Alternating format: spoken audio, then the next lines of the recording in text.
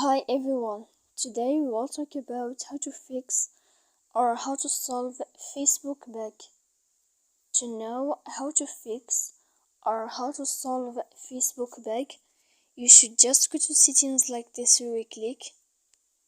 After that, in this page you will go to apps, default apps, app settings. When you will see this list, you will go down to find the application of Facebook and you will enter.